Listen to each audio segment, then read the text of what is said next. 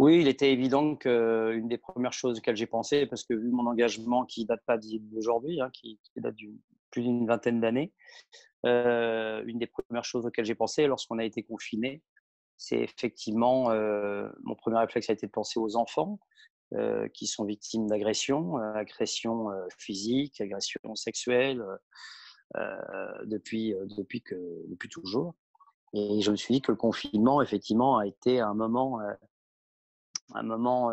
aigu pour ce genre de problème, que ces enfants, incarcérés, non plus confinés avec leurs bourreaux, qu'évidemment ça allait être qu'il y allait avoir une recrudescence.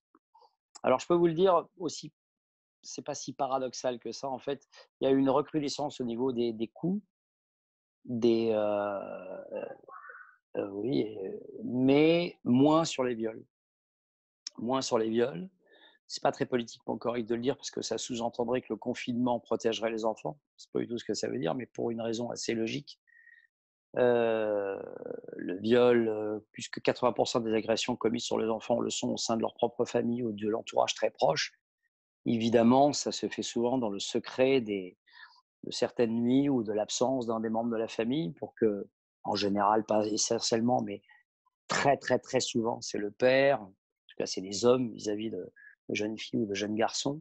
Donc que ces hommes-là, du fait de la promiscuité, de la vétusté, voilà, inhérente au confinement, se soient un peu moins lâchés. Quand vous habitez, je sais pas moi, un immeuble, dans lequel vous entendez régulièrement effectivement, les cris d'une femme ou d'un enfant qui vous ne semblent autres que des cris, inhérents à de l'excitation ou à un coup qu'on prendrait parce qu'on s'est pris le pied dans un meuble. Quand ils sont récurrents, réguliers et que vous sentez qu'effectivement, ça devient quelque chose de quotidien, une sorte d'épouvantable routine, là oui, vous avez le devoir de signaler. Après, quand vous croisez aussi ces enfants qui ont cette faculté à baisser les yeux dès lors qu'ils croisent le regard d'un adulte, à fuir, une main tendue qui peut être simplement une aide pour, «Tiens, tu veux que je t'aide à porter ceci?» Quand vous sentez ça, effectivement, ce sont des signes d'alerte d'un enfant qui est sur le qui-vive et qui est dans une sorte de crainte comme ça, qu'on peut lire dans le regard. Ça, à force, effectivement, il n'y a pas nécessairement besoin d'être un professionnel de la santé ou de ce genre de situation pour le deviner. Les conseils qu'il faut, bah, c'est tout simplement faire confiance et écouter l'enfant. Est-ce que tu as quelque chose à me dire? Si en général, il vous dit non, eh bien écoutez, insistez un petit peu et si vous sentez qu'effectivement ça devient extrêmement gênant et qu'un tiers, quelqu'un de sa famille intervient pour dire, «Laissez-le, il n'a rien à vous dire», je suis désolé de le dire, mais à 80 vous pouvez être sûr que vous pouvez faire un signalement. Voilà. Alors évidemment, quand on soulève ce problème, on dit: «Oui, mais c'est de l'ingérence». On se mêle de choses qui ne nous regardent pas nécessairement et si jamais on se trompe, si vous vous trompez, tant mieux. Vous vous êtes trompé. Effectivement, c'est un enfant timide, c'est un enfant introverti, c'est un enfant qui n'a pas envie de communiquer ou qui ne vous trouve pas sympathique pour des raisons, voilà, qui vous regardent. Effectivement, vous vous trompez. OK, la belle affaire.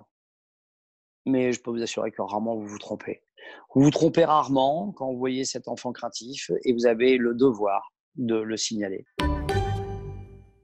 La plupart des enfants dont on suit l'affaire, qui sont suivis psychologiquement, qui sont reconnus comme victimes, dont l'affaire est suivie judiciairement aussi, quand il y a une enquête, ces enfants vivent pour les affaires les plus graves, peuvent grandir avec les traumatismes inhérents à l'agression, évidemment, mais peuvent grandir, peuvent s'accomplir, peuvent faire des adultes complets, de très bons parents.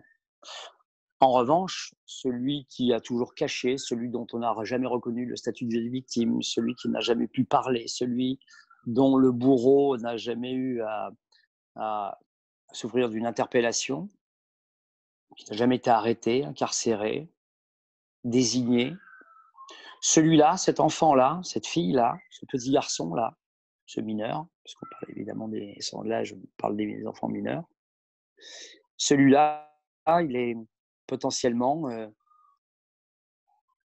en fait, il y a un chiffre qui est très difficile à entendre, c'est celui-ci, c'est que la plupart des enfants qui ont été victimes d'agressions ne reproduisent pas. Mais la plupart des agresseurs sont d'enfants abusés. Et quand je dis la plupart, c'est dans des proportions qui dépassent l'entendement. C'est 90%. 90% des bourreaux sont des anciennes victimes. Ce qui veut bien montrer qu'il n'y a pas possibilité d'éradiquer ce problème. Ce problème, il existera toujours. Il est lié à, à la nature la plus sombre et la plus troublante de l'espèce humaine. Mais en revanche, on pourrait enrayer ce phénomène qui consiste à dire qu'un bourreau est systématiquement une ancienne victime. S'il avait été suivi, si on s'était occupé de lui, si on l'avait entendu, si on avait su déceler des signaux d'alerte, si on l'avait cru au moment où il s'était plaint auprès de son frère, sa sœur, sa mère, son père, pourquoi pas, auprès de certaines personnes, et qu'on l'avait écouté, et qu'on n'avait pas mis ça sous le tapis, sous prétexte de honte, d'opprobre, de doute,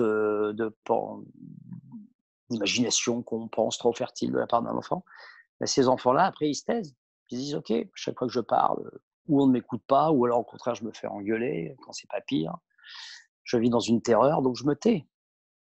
Bon, ben là, on fabrique des bombes à retardement potentielles.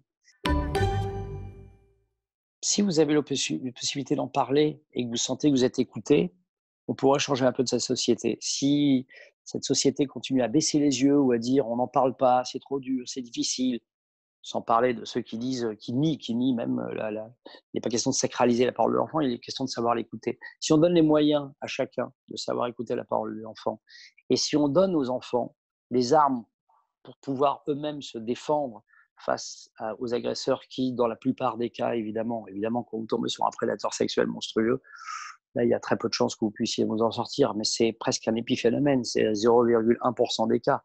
La plupart du temps, c'est quelqu'un que vous connaissez, c'est un adulte que vous pouvez repousser avec quelques mots, ce qui ne veut pas dire que ceux qui sont victimes sont coupables. Sous-entendu, bah, tu n'as pas su le repousser, c'est ta faute. Non, mais on ne lui a pas donné les moyens de repousser. Moi, la première fois, on a essayé de m'embêter. J'ai repoussé parce que dans ma famille, j'avais parlé de ça, c'était pas un sujet tabou, c'était pas un non-sujet, j'en parlais régulièrement et je me suis senti tout à fait capable de repousser la première fois où je suis tombé, comme la plupart des enfants qui sont confrontés à ça, tombé sur quelqu'un qui m'a dit: «Ah dis donc, c'est mignon là, c'est quoi, mais enlève ta petite», voilà, c'était pendant un cours de gym. J'ai su lui dire et voilà et donc j'ai réglé le problème. Mais ça, tous les enfants n'ont pas cette chance et il y a des milieux, et dans tous les milieux, hein, les milieux favorisés comme les milieux les plus défavorisés, il y a des enfants à qui on ne donne pas les moyens d'identifier un agresseur potentiel et donc de le repousser. Parce que de l'autre côté, on ne donne pas non plus les moyens aux parents de prévenir leur enfant, d'en parler régulièrement, parce qu'on a peur, parce que c'est des sujets délicats, parce qu'ils abordent la sexualité. Et dès qu'on aborde la sexualité dans nos sociétés, même si on a fait de gros progrès, ça reste quand même un sujet sur lequel on en parlera plus tard, t'es pas prêt, etc. En gros, c'est sale, quoi. Et ça aussi, c'est un vrai problème fondamental, c'est savoir parler de cela.